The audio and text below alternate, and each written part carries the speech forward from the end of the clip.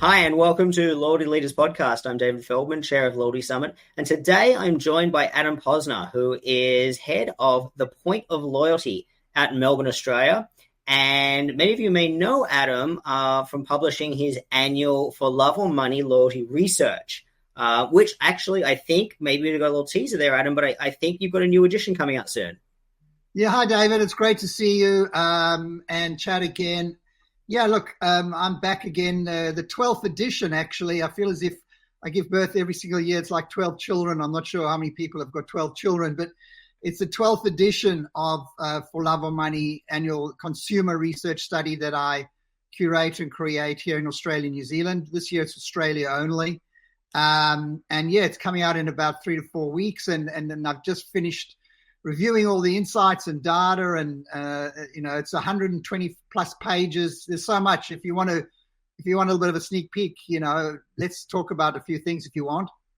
Sure. Hey, absolutely. Look, I always find it, for those who haven't seen the reports or the summaries you've put out, over the years, some of the trends are fascinating. And for those that may not be familiar with the Australian market, obviously, it's a very big, I use the word coalition with a little C, type market. You have Flybys, which is a 30-year-old, oldish, traditional coalition model. You have Qantas with literally hundreds of everyday earn and burn partners on the ground. The same with Virgin Australia. I mean, was it about 25% of all credit card spend in Australia is on a Qantas-related co-brands card? So it's very similar for our Canadian listeners to the Canadian market with regard to Air Canada Aeroplan, or perhaps even those in the UK familiar with Nectar, for example. So, it's a very much a mature loyalty market, and a lot of, we joke about the Australian loyalty mafia, but, around the world, you have loyalty practitioners that have come out of the Australian model. And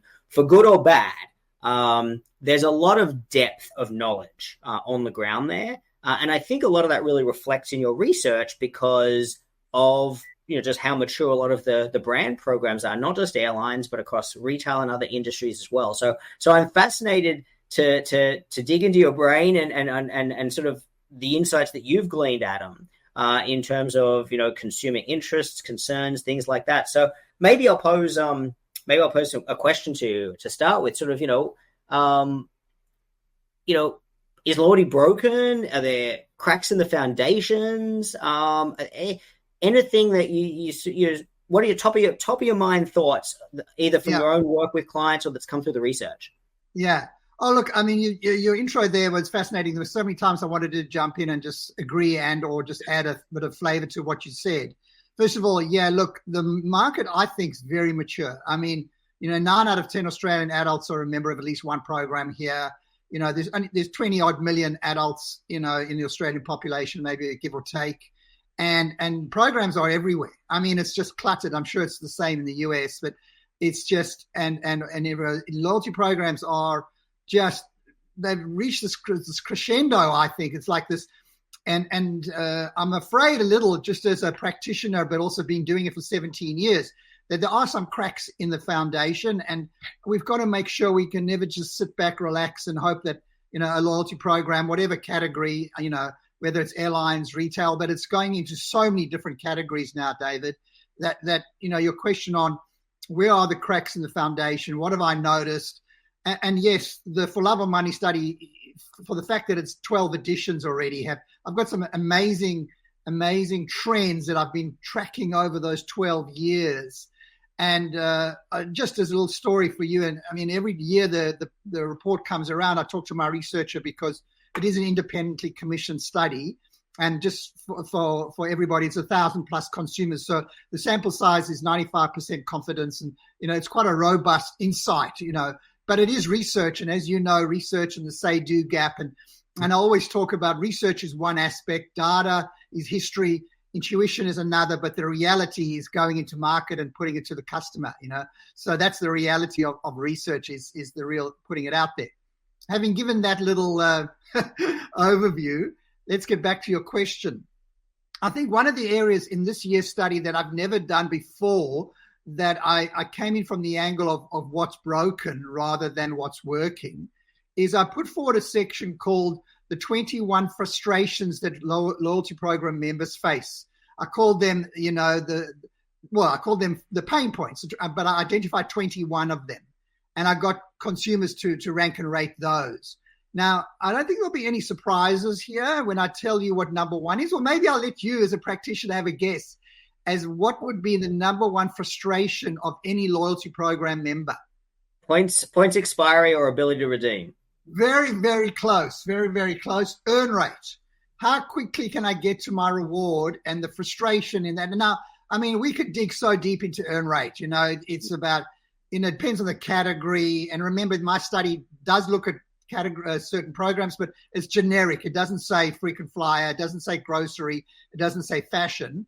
It just talks about what are your frustrations. And clearly, the value proposition of any loyalty program is, here's a reward, and the consumer thinks, well, how quickly can I get there? Based on my behavior, if I spend, if I fly, if I do these things. So earn rate is number one, but expiry, absolutely. And in fact, there's a whole range of layers around expiry. Expiry around even the lack of communication. They find that very frustrating. Is you're just not communicating with brands, are not, giving me 30 days notice, 21 days notice, 14 days notice, and so on. So the single biggest crime that a program could commit is expiring a customer's points without notice when that customer actually had a propensity to re-engage had you have whacked the stick in the air to give them, that motivation to do so. Yeah, and that's spot on. And so that, and funny enough, one of my programs, and I'm a member of more than hundreds, I can't even think, I'm sure like you, join every program. And one of them in the, dare I say it, in the movie category, in the cinemas, I won't mention which brand, but I haven't been able to get to the movies for some time now, and I've got more than a movie ticket or two in points, and they're about to expire. And I'm feeling a bit of tension. I'm feeling angst because I'm about to lose something I earned.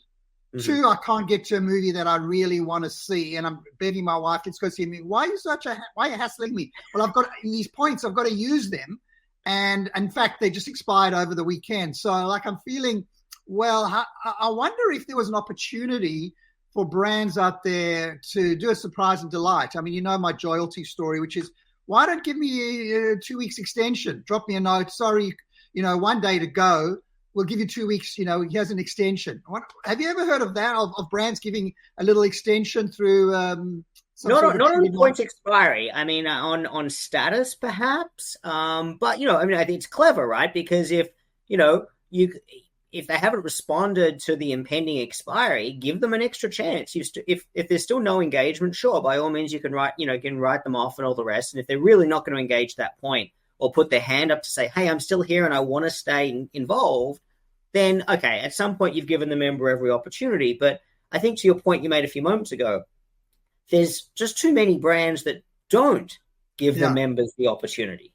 Yeah, and I think it's such a small opportunity. I mean, you don't have to do it. It's a test and learn, Once if you did a little bit of a test and learn on, those people who's 1 day away and you just give it a little bit of grace period or whatever it is, you don't have to do it for everyone.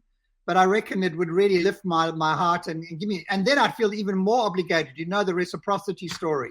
Mm-hmm. I'd feel even more obligated to go and see the movies and buy extra popcorn. And so not only would I go there, I'd spend the money and they'd get the visit. So, yeah, look, that's we digress as we discuss things and knowing you and your experience. But, the 21 frustrations is something that I'm looking forward to sharing with the community when the report comes out.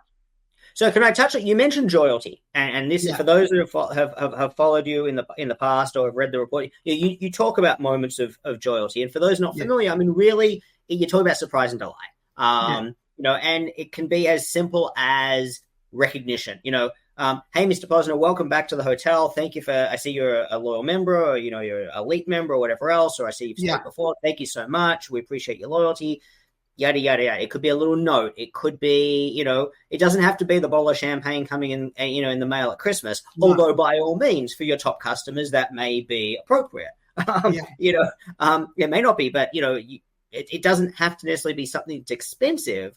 It's, I think, and get you to kind of expand on the moment of loyalty, but it can literally be as simple as an unexpected recognition of loyalty, and it could be something that costs nothing. Absolutely. And that's exactly right, because as I describe it or define loyalty, it's any one moment or ongoing. So it could be one-off or it could be ongoing. I call it planned spontaneity. It's kind of a contradiction in terms. So, this aspect of giving that moment of magic, which is the loyalty moment of magic, that your brand can deliver at any one or many moments in the experience, whether it's with the program or whether it's out. And just to your point, the little thank you note, it's amazing. I see on LinkedIn a number of people dropping their, little notes that they get either in the box that gets delivered or on the pillow when they arrive in the room, and or just an email, just hey, so number actually, because I've studied again this year the whole loyalty thing and the I think I looked at 15 different moments of magic that I've researched last year and seeing if there's any changes. And the thank you note does rank, but you and all the other loyalty program practitioners and professionals out there, it's still the birthday. I find that everyone says birthdays are boring and everybody says, they don't add incremental sales. There's so many stories around the birthday. But the birthday is such a personal thing. I mean, it's you are you on your birthday. It's your day of whatever you want to celebrate, whether you're getting old or young or whatever it is. And it still ranks number one as that little birthday surprise. Now, whether it's a surprise or whether it's a promise, it still ranks as a loyalty moment of magic. I don't know what your thoughts is on the birthday perk in loyalty programs. Do you think they just have lost their zest, or do you think they're still worth having? I think it's two things. Two things come to mind. To your point, everybody says it doesn't work, and yet everybody does it. Yeah. Right. So, is that laziness amongst loyalty practitioners? I think that's certainly true in a lot of cases. Is it for lack of a better thing? Is it the fact that it's low cost or whatever? And hey, if you take it out, then there's just less and less in the reward proposition or the value proposition. So, I argue with hotels all the time. When they talk about nowadays, they talk about, you become a member, you get member rates. It's like, come on, you may as well say, there's a shower in the room. It's like, there's a bed in the hotel room. It's just like, at some point, you're filling your value proposition with such fluff that there's nothing in there. So when members or potential members scratch the surface and have a look, it's just like, I don't have time for this. I'm too busy. I know I'm not going to spend an extra 3 minutes at the front desk signing up. I think the birthday thing, when well executed, depending on the program, yeah, absolutely. I mean, sure. It all depends on cost as well, right? If there's a cost of delivery of birthday benefits and the ROI on it is lower than other alternative uses of that marketing investment, then you should put the investment elsewhere. At the same time, are we talking, is it surprise and delight, or is it a published benefit? Is it I get a free something on my birthday? Is it, if that free something is a discount coupon, you get an extra 10% off a purchase, it's like, well, I wasn't going to make a purchase. There's nothing special about that. If it's, I'm going to get a free coffee, or I'm going to get a free, or maybe it's a buy one, get one, or something like that, a free movie ticket on my birthday, but it has to be with my birthday, you're going to go in and spend $50 on popcorn and candy, right? So it's still a very positive ROI in that scenario under almost any circumstance. I think. Yeah, sorry. So go on. No, that was it. No, I think you're right, and the ROI story is really important. I have noticed a couple of brands, and one that has done something quite unique with their birthday, and it's also coming through in my research, which is what I call the choice currency. And I studied the 6 currencies of collection that loyalty program members care about. And number 2 this year, and it's really gone up in preference, is what I call the choice currency. Don't just tell me that this is the reward you get. Give me a choice, which is, so if you're going to take a birthday as an example, say, hey, David, happy birthday. Would you like a $10 voucher, or would you like 100 points? And you will weigh up based on whatever you perceive the value to be, but you'll be in more control. So the control and the choice currency is very powerful. Plus, so therefore you're much more engaged because, what should I have? Should I have $10 or should I have 100 points? And so you're that much more leaning in. The next part of that is the brand who put out the tool, well, they get the A/B test. They get to see which one works and which one gets the best, ROI, especially if you're doing an A/B, option. So I think you can build and leverage birthdays to be far more strategic, far more ROI oriented, and giving your customer that moment of magic as well as choice. So there's quite a few strategies in birthdays just on this one conversation. That's really interesting because, choice benefits, I could certainly, I certainly know with the companies that I work with and the brands that I work with, the idea of at least considering choice benefits as part of the reward suite or, the redemption catalog, it's very topical. It's certainly expanding, the ability of, or the improvements in loyalty platforms and the technology underlying programs that has enabled so many more features for programs across the board rather than just the biggest programs, I think has really been a driver behind that. But I think another thing that comes through is, in terms of trends in the industry or things we hear a lot about, data, data use, maybe I'll say data use and data misuse. Any thoughts or insights or things coming through on that angle?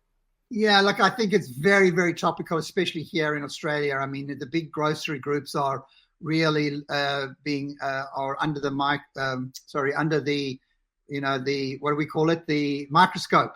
And especially around the use of data that they collect through their millions and millions and millions of members. So, that's one aspect, which again is hit the headlines. And so it's an ongoing topic. It's rather than a new topic. And I have been tracking the whole section 9 of my report is all about data use, personalization, how far it's come, how far it's still got to go, trust. There's a element that I've been doing for about 9 years, which is called the Net Data Trust Score, which is all, how much do you trust the loyalty program you're a member of with your data. So I've been tracking that score, and it's still negative. There's still a negative outcome, but it's improving slightly this year. So the Net Data Trust Score is something, the data breaches in the context of that. Are you prepared to still, join programs, give them your data, how, if there's a good value exchange. And that's still a positive story. I think over 50% are still wanting to be part of programs, knowing there's a fair value exchange. But, there's an old quote that I always live by, which is, the future happens very slowly and then all at once. And that's not mine. That's Kevin Kelly, the co-founder of Wired. And it's just kind of like death by 1,000 cuts until suddenly we're all in a pickle with, if we're not protecting the data, if we're not being upfront, transparent, and consistently. And I know that sometimes it gets a bit hard. I don't know what brands you consult with, but as soon as I bring up the data protection, use, sensitivity conversation, some of the eyes just roll back into the back of their heads. Yeah, it's yes. I think there's a lot of those conversations that happen. But there's also the panic ones as well. Yeah. So it's sort of like it's almost like both extremes and nothing in the middle there. That almost leads me to sort of a follow-up question, and that is, sort of what we've talked about so far. If I sort of put all that together, and I know we've really only scratched the surface, but is this all part of just maybe hygiene factors, getting back to being brilliant at the basics? I love that. Yeah. Well, it's interesting because I was going to ask you, I was saying, so there's a lot of shiny new things. And, I watched your story about the Starbucks NFT analysis and brands that are putting themselves out there and trying, new technologies and or for different audiences, because the younger, the certain audience segmentations, certain benefits and propositions resonate. But being brilliant at the basics, sometimes like if there's a human element to people just want something new all the time, like new. What's new? New customers. Oh, what about those good old existing ones we've got? Oh, no, we want some new ones. And so with that sort of drive for always getting something new, within loyalty programs, we sometimes take our foot off the accelerator, and we should put a bit of a brake on to look, where are the cracks in our proposition? Where are people engaging, not engaging? Where is it in the experience? Look for all the pain points. It's almost like put on a black hat for a day or two. And that's why I put out the 21 frustrations. I'm going to give out 21 areas that you could research with your customers, your members, and ask them how they rank their frustrations with your program. And then I've come up with something, you like this, a frustration reduction plan. I like it already. Yeah, I like it already, even though I wrote it. But no, I'm just joking. I feel like it's like if we're solving all those problems, then we'll collectively lift the proposition, the experience, and guess what? The interaction and the activity and the spend and the profit, so everything layers off that. So I don't know what your thoughts are with getting back to the base. I love what you said, being brilliant at the basics, and asking yourself, well, what are the basics? Mm-hmm. What are the fundamentals in the foundation of a loyalty program that need to be fixed? Yeah, I mean, I think what strikes me, in these discussions, I mean, you mentioned Starbucks, I mean, but there's a million other discussions that sort of, have been had, across the industry in recent times. New and shiny and even catering to different audiences and looking for new customers and all the rest is all great.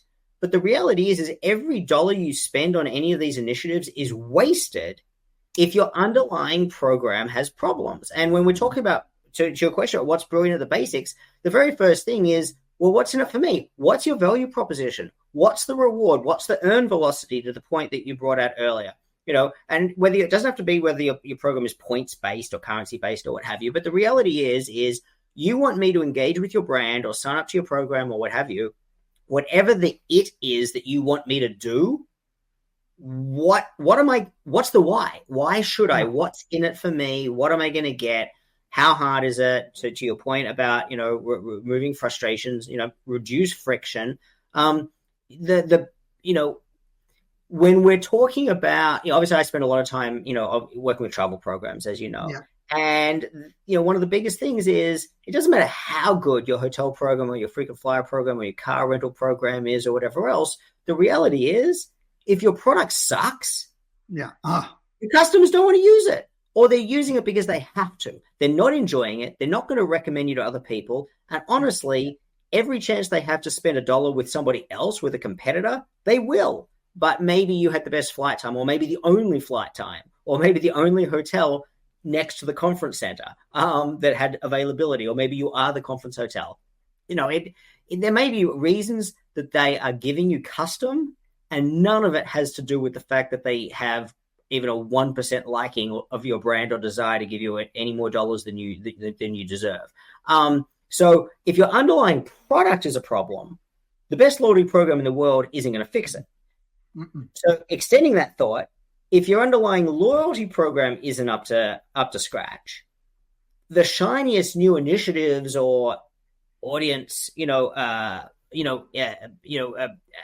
tests and learns aren't going to make a difference, because the reality is, look, I mean, think about it in the simplest sense, right? You got somebody outside on the street corner with one of those, flipping one of those signs that basically says, you get $1 million if you come in the store today and buy a coffee, right? Okay, great, cool. I'll come in and I'll buy the $1 million. But if the coffee sucks, I'm not coming back tomorrow. No. Even with the $1 million you just got me. I mean, it's an extreme example, but that's the truth of it, right? You can bribe customers to come in and give you a shot. But the reality is every dollar of that bribe is wasted if you haven't got the basics of your program sorted out first. Look, I think you bring up the most important element, is that the fundamental proposition of your brand and its experience with, the promise you make. Nothing will be perfect every day, every minute, every second. But if the fundamentals are there, then the program augments it, actually adds value to a good product experience, a good service experience. But it's certainly not the Band-Aid for an ongoing, broken proposition from a brand or product or service point of view. You're spot on. And in fact, this year in the research study, I looked at a question which I've been tracking, or a trend over since I think 2018. And the question was around, does a loyalty program enhance your experience with the brand? Now, I'm not saying anything in the question. I don't say the brand's perfect. I don't say anything, no context around the brand story. Does it enhance the experience?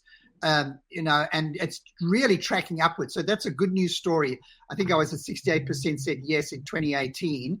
And if I'm getting my stats right, and I'll just double check, I think it's 80% said yes, the loyalty program does enhance my experience with the brand.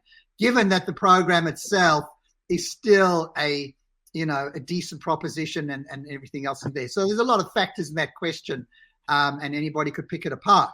But that is a good news story that programs, done well, managed well, and so on, do enhance an experience with the brand.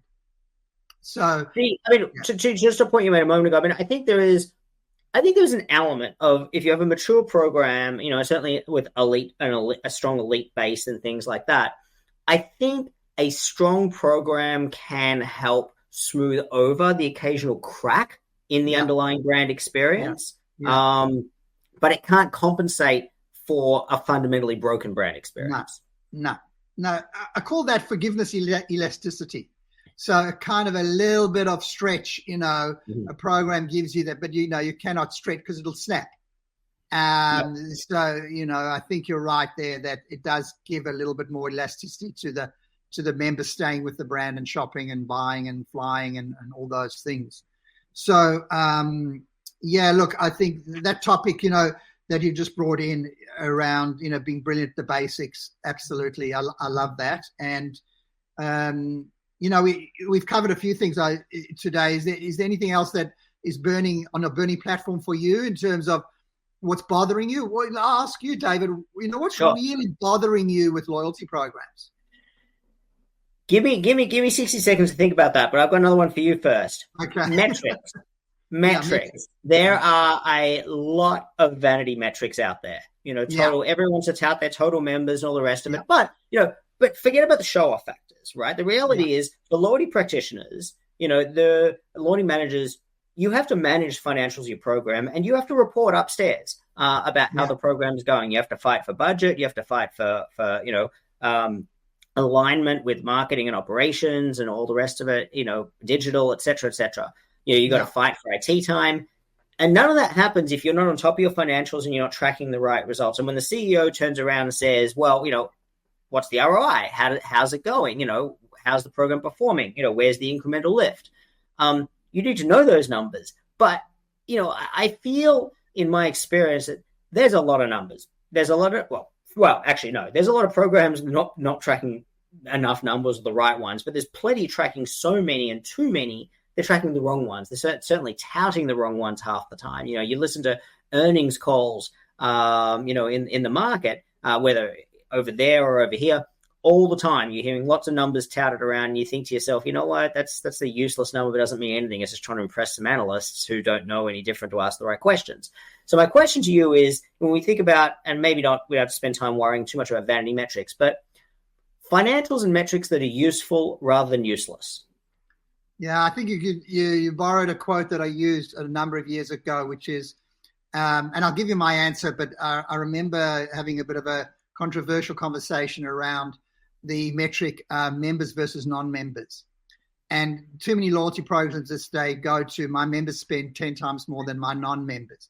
Now, I say that's a useless metric because, and when I say it's useless, it's not as useful as my members at this stage spending more than my members at that next stage. So the incremental change in my members rather than non-members, because of that correlation causation conversation that we all know that, a member should spend more because by definition, they're coming into your loyalty program because of the fact that they are seeing the benefits and they're saying, oh my gosh, I will earn these rewards and benefits because I'm already spending. So, that we need to create that cause. The program needs to cause the incremental rather than correlate those who are coming in. So the member versus non-member conversation is the useful, useless, and we've just brought that out of the dirt again. I don't know what your view on that one is, but I've got a few others in terms of metrics. If you want to comment on the I have a comment, but actually it's a bit of a segue to a different anecdote. So I'll let you finish on this one first. Okay, so I think if your question is, there are so many metrics, and I'm full of a few little mantras, and my famous one is, and I say it in my report again, which is, the volume is for vanity, activity is for sanity, and cash is reality. Now, I know it's a little poem and everything, but it kind of just brings home that rhymed as well. That was crazy. It kind of just reiterates that, yes, you're right. All of these publicly listed companies are saying we've got 10 million members. Now, everybody's woken up a little bit more because now we've got 10 million members and our active members are this volume. So they're now talking active, which is great if they actually saying and defining active in their own way. Yeah. But they're now talking activity, and activity is a fundamental metric. I mean, it's a Northstar metric is how active is your member base, because you're defining active in 99% of the cases by a transaction. Yeah. And the reality is, as you sort of say, for every program, it's going to be different because your product may be different, your customer base may be different. So for some brands, activity might be any sort of purchase activity in the last 90 days. And that might be okay for your brand. For others, it might be any sort of activity, purchase or point redemption or accrual in the last 18 months. Depending on your brand and product, it's going to be different for everybody. So you shouldn't necessarily copy the definition, but you should have a definition. Absolutely. Furious agreement with you on that one. But I've come up with there's so many metrics, and I've got what I call my famous 5, and I'm revealing these to you and your million followers for the first time. Let's have them. And then there won't be any shocks or surprises for you, but I'm just trying to simplify my clients' lives in terms of all the various areas to measure. Number one, you do need a volume of members. You need a volume. Volume has a quality of its own. So I'm not going to say, you still need to say, I've got 1 million members. Contactable, right? Contactable, opted in, right? Defining, I've got 1 million members. So volume, first one is volume, or I call it growth. Number 2 is activity. The most, and how you define it. So I've got a volume of members, and now I've got active by definition. Yes, the next one, 3, is revenue. So revenue based on incremental changes, but, ATV, average transaction value, driven by frequency of purchase, lifetime value, the dimensions of revenue, the big R, and hold your breath on what you're busting to say. Number 4 is return on that revenue. So correct, return on investment, return on loyalty program investment, when you've got the financials and the modeling in place. And I think that's just, by the way, one of the being brilliant at the basics element that's being lost. And I'm not saying for the big programs necessarily, or maybe for the big programs, but a lot of loyalty programs are not doing robust financials. They're just not even doing them. And I'm on a big mission. So that was number 4. And the 5th one, and I'd love your opinion on the 5th one, because I see a lot of that out there, which is the percentage of revenue that loyalty programs provide. So do you see a lot of programs saying 76% of our revenue comes from loyalty? Do you see that kind of metric? I do see some metrics like that, or kind of that sound like that being touted around. I think they're different in every case. But I think some of it is as simple as kind of how you open this section with brands that tout, members spend X times, compared to non-members. And therefore, by definition, it's simple math there. It's going to come up with some fancy headline and figure like you just mentioned. They're going to say 76% of revenue comes from members. It's like, well, others might be a case of, if you practically always have to be a member to participate in the brand really anyway, it's like, well, to me, you touting 76% of your revenue comes from members is like, well, why is the other 24% not? Like, that's a problem. That's so it's not, I think executives tout some of these numbers without realizing that sometimes actually they're touting a problem, not a big result. So the short answer to your question is, I think yes, but I think it's different in every case, and I think often meaningless. Yeah, and I think, on that one, that was maybe my one on the bench of the 5. So if I had to go to the famous 4, I might drop the percentage of loyalty sales one and just focus on growth, activity, revenue, ROI, 4 fundamentals. And at the end of the day, it's interesting because I do, I know you use a similar name, but I do what I call loyalty leader interviews. You might have read some of them, that I interview the loyalty leaders in Australia. And I ask them this question. They're all people who are running programs, so they're living in the trenches, yeah? What is your number 1 measure of success? Your number 1, if you had to choose one only, what would it be? And the one that really comes up almost all of the time is activity. It's that in a retail, it's that scan rate. If I don't get the member identifying themselves, I don't get the data, everything else, nothing will follow. 100%. I would have said engagement. You said engagement. I would have said engagement. It's the same but different word. Because you don't get all the other things you might think about. All the other things you might think about, whether it's connecting the dots, whether it's driving revenue, incremental sales, whatever your other business goals and commercial goals are and KPIs are, you're not going to drive any of them if you don't get that first step. Yeah. No, I just think that, having I call it a Northstar metric with my clients, is that having that Northstar, it actually just gets everybody so focused. The old rowing analogy, David, about when you're rowing or racing, and you're looking at your point in the distance, and if you have to turn your head to the left or the right, guess what happens? Is your boat goes off in the wrong direction. But if your North Star in your head is activity or engagement, as you say it, and everything else matters, then we're so focused, because at point of sale, then you get your team, if you've got 500 stores and every team member just knows there's one metric, get them to identify themselves at point of sale. In skiing and snowboarding, we basically say, don't look at the tree. It's interesting. It's interesting, all of that. And I think you're spot on with that list of metrics, and that discussion of metrics. I mean, we could have a 40-minute discussion just on metrics, and we wouldn't even be scratching the surface. I mean, I think it is one of the least favorite topics for loyalty practitioners and loyalty managers to think about and talk about. Everyone wants to talk about sexy campaigns and value propositions and things like that, and partnerships and all that kind of stuff, right? The stuff that customers and members get excited about. But the reality is, if you don't have the commercials right, and the business side right, nothing will be successful, and the whole thing will fall apart. And you'll be wondering why it didn't work, and it's always going to be more than just one factor. There's no silver bullet, but there's no shortcuts to doing the homework and doing the backroom work to setting that up the right way, and honestly, and gardening it, making sure you're on top of it, whether that's the analytics, whether it's the business reporting, whether it's the commercial alignment, all of that. But an anecdote comes to mind, and you mentioned earlier about, situations where the value proposition is such that it's a no-brainer for customers to join up. Like, of course, oh, I'm kicking myself, I didn't join up earlier. This is just, of course I should. And it's interesting, and skiing and snowboarding just popped that into my mind as well. But it must be, oh my Lord, was this 25 odd years ago? We had the Alpine Rewards program up in the Victorian Alps, and it was the Mount Hotham Skiing Company who also owned Falls Creek.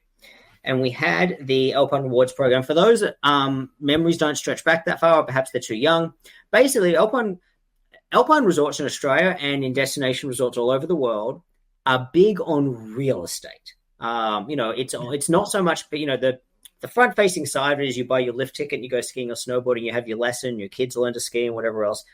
That's not the real business. The real business is the real estate in destination resorts. And in the big Alpine resorts in Victoria, in Australia and all over the world, this is true the world over. So a lot of that, an aspect of that is accommodation provision. So there's accommodation services, central booking services, things like that. And so as an incentive, they had teamed up and partnered with Qantas Frequent Flyer, who had partnered with all the major accommodation and hotel chains, that serviced in Australia. And the old style of earning under that partnership, regardless of really the hotel chain that you stayed at, whether it was Best Western or Hilton, was you basically got 5 points per dollar, 5 frequent flyer points per dollar spent on accommodation. This is the old style of earning. And so because the lift company was so deep into accommodation provision and real estate, they had partnered as an accommodation provider. Now, if anyone's been to a ski resort, you know that the ski company it's a company town. Everything from the accommodation you're staying in, to the lift ticket to go skiing, to the ski school, to the restaurants, to the bars, to the shop, where you get your souvenir magnet. Everything is owned by the company, right? Yeah. So, of course, you can imagine that an army of employees run ski resorts, your ski instructors, your lift operators, your room, attendants, that kind of stuff. And everybody is in the bar drinking their wages away, right? Everybody's running up their bar tabs, which just come out of their paycheck at the end of the week. So it's great for the ski company. The ski company never really pays anybody any money. It just wipes their bar tabs. But here's the thing. Employees spend a lot of money on mountain at company establishments. And so even though ostensibly the Alpine Rewards program was about accommodation provision, you earned on every dollar spent on anything within the lift company. And in those early days, what we saw when we watched the data was a unbalanced proportion of employees earning Alpine Rewards. And, we sent that text file, that static text file to Qantas on a monthly basis with everybody's points earnings and things like that. But of course, what happened, of course, everybody's getting their staff discounts, whether it's on retail items or at the bar or whatever else. So when this started coming through in the data and we realized, we put a stop to it very quickly in terms of, hey, look, if you're an employee, you have a choice. You can either get your staff discount, which basically means you're getting your alcohol and your retail items at cost plus 10, right? Yeah. Or you can get your points. You can't have both.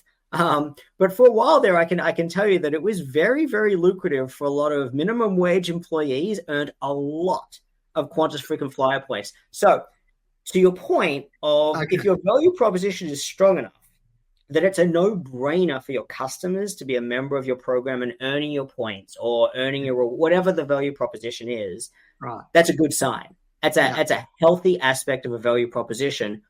The lesson, of course, is you always have to watch your costs and understand who your customers are that are earning those points. Yeah, that's a great story, and clearly you can see your experience in that space. And I think that if you bring it to today, year 2024, 25, in terms of team engagement, which is a zone that we all know about, and being very careful about your team members enrolling in your program, and double dipping and or fraud and or in fact, I've got a live case at the moment where we're trying to work out how to engage at point of sale all the team members into the program, and there's a discussion about getting them to enroll in the program, because they know the experience, they know the proposition, they can talk about it. But therein lies a whole range of other factors to consider. And, they've already got a staff discount and now that whole story. So there is a bit of tension, and it's a great story you tell. But in today's time, I think it's something that really needs to be thought through about you're getting your team engaged in your program. And I've got, the 4 pillars to that, which is 5 actually, and I'll just share them. One is yours, which is enroll. Can they enroll in your program without fraud and or double dipping, etc.? Number 2 is educate, which is really, do they really understand the value proposition, the benefits, so that in 10 words or less, they can say, hey, David, would you like to join? This is what you get, and it's over in 10 words or less. Educate. Expect, what do you expect from your team? What are the KPIs? Is it scan rate? Is it signups? What do you expect? Excite. So their motivation, have an internal, I'm building internal loyalty champion programs for brands. So, and then the final is sort of empower, which is that loyalty moment. Give your team member, a budget. I call it, the planned budget to wow your customer if something's right, wrong, or indifferent about their experience. So there's a whole layer around that. But your story was fascinating in terms of 25 years ago and bringing it to today about, A, obviously looking at the data, but B, remembering that there's so many people wanting to fraud or create extra, for themselves without the checks and balances. Yeah, and certainly in my anecdote, I wouldn't call that fraud, but the reality is if you don't have the checks and balances and you haven't done the homework, you are opening yourself up to that possibility. But at the very least, you want to make sure it's structured correctly. I mean, because you have dual priorities here. It's a good priority to have to get your staff enrolled and using the program. They're going to be your biggest advocates. I can tell you, there were a lot of minimum wage lift operators, pushing the Alpine Rewards program to people getting on lift. So you need to join up to this. This is great. I can tell you they're going to be your biggest evangelists. But you can't do that without also having an eye on what's the costs of doing so. And you're right. There's a tension there, isn't there? It's like, well, do you make them trade off their staff discount or points earning? Is there a way to structure it that makes sense commercially, that you can have your cake and eat it too? Maybe it's a slightly smaller piece of cake, but you can still achieve everything you want to achieve by having your staff involved. I think you're right, though, is that 25 years later, it's just the questions were a lot more complicated than they were 25 years ago, simply because also, the ability, if there is an opportunity for fraud or misuse or even just costs getting out of control, things are on a different scale now than they were 25 years ago, where you might have had an issue with 1,000 members, maybe having a segment where costs got out of control. That could be 100,000 members now or 10 million members where it's a segment size where costs are getting out of control. So things to be aware of with that. We're pretty much at time, but sort of final thoughts, trends, things to look forward to. Obviously, we're all looking forward to the report, but not necessarily restricted to the report. Look, there's so much coming in there, and as I said, we do often love our babies, even though they're ugly in certain cases. But the report is looking again at the metric that I uncovered last year, which is the Loyalty Program Experience Index, which I've created across 88 loyalty programs this year. Last year was 68, so they're getting scored by members across the simple, personal, and valuable SPV layer. So look, there is so much. Thanks. This conversation with you, we could go on for 3 days. When you come back to Melbourne, just block out 5 hours for a cup of coffee and let's keep the conversation going. Absolutely. But I really appreciate everything you're doing. And I mean, I think, in summary, we've really covered a lot today. We've covered birthdays, or they blah, blah, boring, or is there a way to make them, exciting? We've covered the data metrics, the data and privacy area. Another fascinating, we covered the team engagement piece. We covered the measures of success, useful, useless. Wow, we covered quite a lot actually in this 45 minutes. So thank you, David. No, thank you, Adam. Getting a chance to pick your brains is always a great time. For those that haven't caught up, stay tuned at loyaltysummit.com. We have Loyalty Summit London coming up 5th and 6th of June. We have a Loyalty Summit Americas coming up in Chicago on the 11th and 12th September. Adam, hopefully we can maybe swing things to be able to get into your diary to maybe able to get you there. We'd love to have you be able to present some statistics and some of these insights and just some of the learnings. I think that what we find at Loyalty Summit is that, loyalty practitioners and managers that come along, everybody's hungry for learnings because everybody is facing the same challenges. Everybody's facing the same issues. And we don't necessarily have to reinvent the wheel. We can work together as an industry to help solve a lot of those challenges. So I think a lot of those learnings are very important. But again, thank you so much for your time, Adam. As you say, we've only just scratched the surface, but this is fantastic. And I look forward to being able to speak with you again soon. Cheers, David. Thanks a lot. Thanks, Adam.